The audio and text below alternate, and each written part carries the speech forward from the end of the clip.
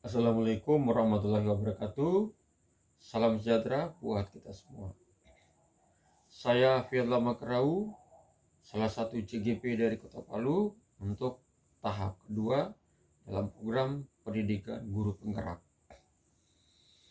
Sebelum saya mempelajari modul 11 ini, saya berpikir bahwa saya ini adalah seorang guru, saya ini adalah seorang pengajar, saya ini adalah orang yang akan mengajar ke peserta didik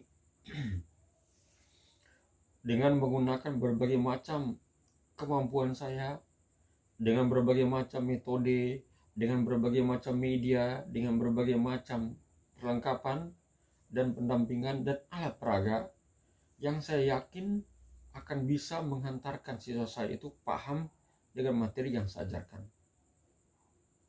Itulah pemahaman saya tentang diri saya sebagai seorang guru.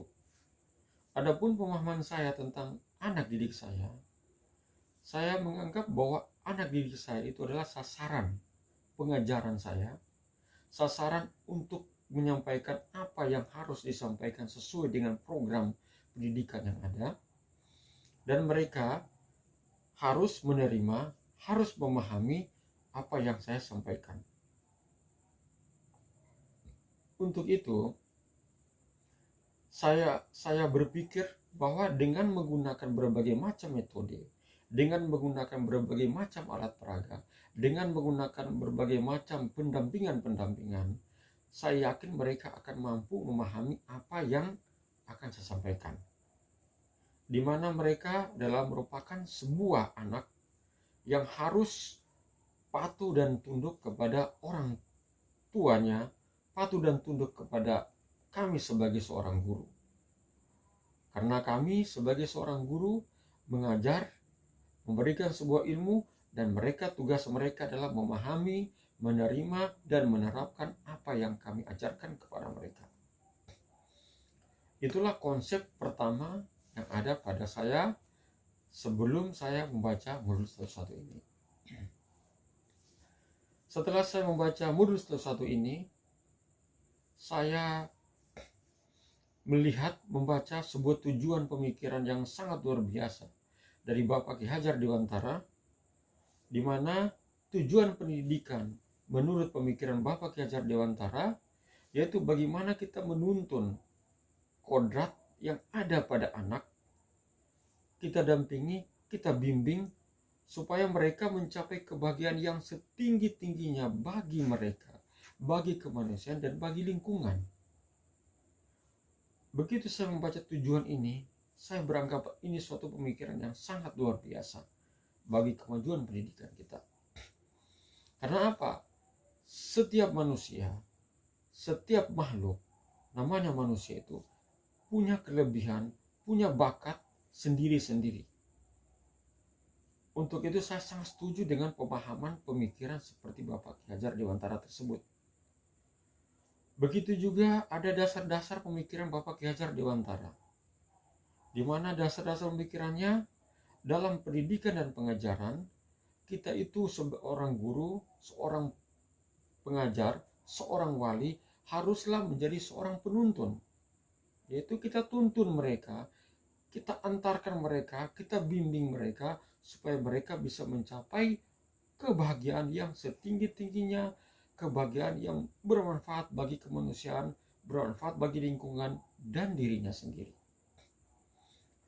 Pemikiran dasar yang kedua, yaitu seorang pengajar, seorang guru, seorang wali, itu kita harus menjadi seorang petani, seorang tukang kebun. Dalam hal ini, kita sebagai pengajar, sebagai guru, sebagai wali, kita harus mempersiapkan segala apa yang dibutuhkan oleh peserta didik kita, oleh siswa kita, seperti tukang kebun. Sebelum kita menanam jagung, kita harus mempersiapkan dulu tanahnya, campuran pupuknya berapa, bedengannya bagaimana. Begitu juga seorang guru, kita mempersiapkan apa-apa yang dibutuhkan dalam proses pembelajaran. Setelah itu kita membuat budi pekerti. Kita mengajarkan budi pekerti kepada siswa kita. Kita ajarkan kepada mereka bukan hanya dari mulut, bukan hanya sebuah argumentasi, tetapi itu dibuktikan, ditunjukkan oleh seorang guru dari tingkah laku guru, dari perbuatan guru. Itu yang akan dicontoh, itu yang akan menjadi cermin bagi anak didiknya, bagi peserta didiknya. Dan selanjutnya, yang keempat, kita harus tahu bahwa dunia anak itu adalah dunia bermain. Bagaimana caranya kita dalam melakukan proses pembelajaran, siswa kita itu melakukan pembelajaran itu dalam keadaan bermain, tetapi masih terkontrol, masih terbimbing oleh guru. Dengan melakukan pembelajaran dalam bentuk bermain, itu akan membuat anak menyenangkan mereka dan mudah mereka pahami dan susah mereka akan lupakan. Itu manfaat dari sebuah permainan. Jadi ini adalah sebuah pemikiran yang sangat luar biasa. Dan yang terakhir adalah dasar pemikiran Bapak Ki Hajar Dewantara, yaitu pendidikan harus berpusat kepada siswa, harus berpusat kepada peserta didik. Bukan berarti semuanya siswa. Artinya di sini pembelajaran, pengajaran yang kita lakukan kepada mereka, kita melihat apakah kita ini sudah bermanfaat bagi mereka atau tidak. Apa yang kita lakukan ini sudah bermanfaat bagi mereka atau tidak. Apa yang kita ajarkan ke mereka sudah bermanfaat atau tidak, sesuai dengan kodrat yang melekat sama pada diri mereka.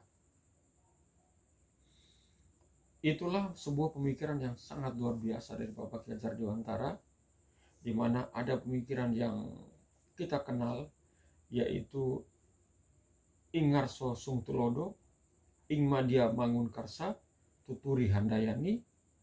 Artinya, jika kita di depan, jika kita sebagai seorang guru, maka jadilah seorang panutan.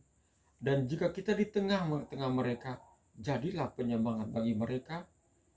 Dan jika kita di belakang mereka, doronglah mereka, bantu mereka agar mereka bisa mencapai cita-cita mereka, agar mereka bisa mencapai suatu kebahagiaan yang setinggi-tingginya bagi mereka, bagi kemanusiaan, dan bagi lingkungan itu sendiri.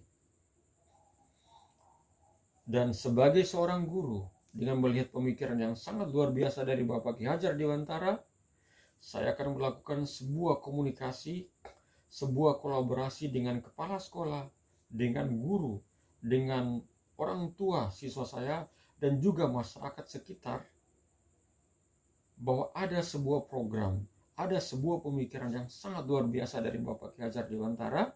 Dan itu, kalau itu dibuatkan sebuah program sekolah dan dituangkan dalam RPP, dan itulah yang akan dilakukan dalam kelas, yang memuat pemikiran-pemikiran yang sesuai dengan apa yang ingin dicapai, apa yang menjadi tujuan daripada Bapak Ki Hajar Dewantara, yaitu bagaimana kita tuntun anak didik kita, peserta didik kita, sesuai dengan kodrat yang ada pada diri mereka, agar mereka mencapai kebahagiaan yang setinggi-tingginya bagi kemanusiaan, bagi diri mereka, dan bagi lingkungan.